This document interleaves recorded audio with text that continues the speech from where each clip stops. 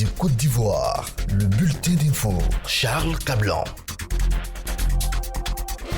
Bonjour à tous et bienvenue à ce point de l'actualité sur le continent africain. On commence par le Mali.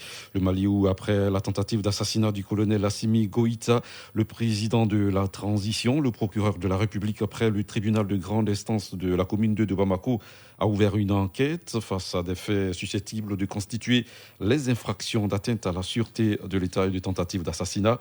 L'agresseur, entre les mains des services de sécurité, a commencé à parler. La piste djihadiste n'est pas privilégiée.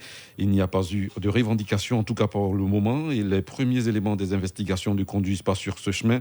Mais l'acte n'est probablement pas lié, isolé, et l'auteur de la tentative d'assassinat du président n'a peut-être pas agi seul.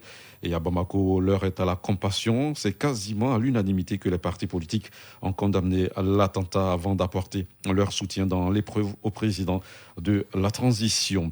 L'activiste nigérien Sunday Igboho, organisateur d'un rassemblement début juillet pour la création d'une nation Yoruba, pourrait être présenté au procureur de ce jeudi à Cotonou. Le sécessionniste a été arrêté lundi dernier dans la capitale béninoise par la police des airs et des frontières.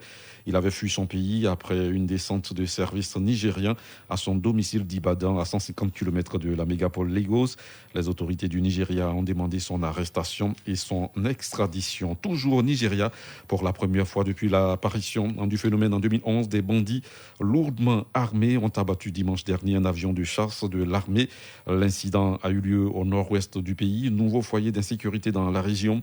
Lourdement armés, ces hommes, des trafiquants, kidnappeurs et voleurs de bétail pour la plupart, ont fait pleuvoir des tirs intenses contre l'avion militaire dimanche dans l'état de Zamfara. Le pilote a échappé à l'attaque. C'est la première fois que des bandits s'en prennent à l'aviation nigériane et la première fois aussi que les autorités l'avouent.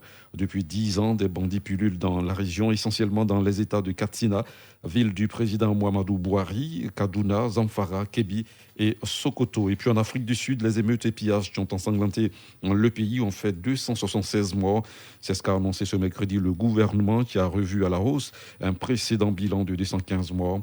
Depuis que les troubles ont éclaté, 34 personnes qui ont trouvé la mort, ils sont liés, ont été recensés au KwaZulu-Natal à ce jour, a indiqué dans un communiqué un ministre auprès de la présidence, faisant état de 42 morts dans la province du Gauteng, qui comprend les deux principales villes du pays, Johannesburg et Pretoria.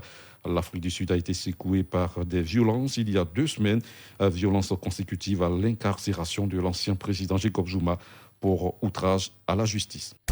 C'était le bulletin d'info, présenté par Charles Cablan.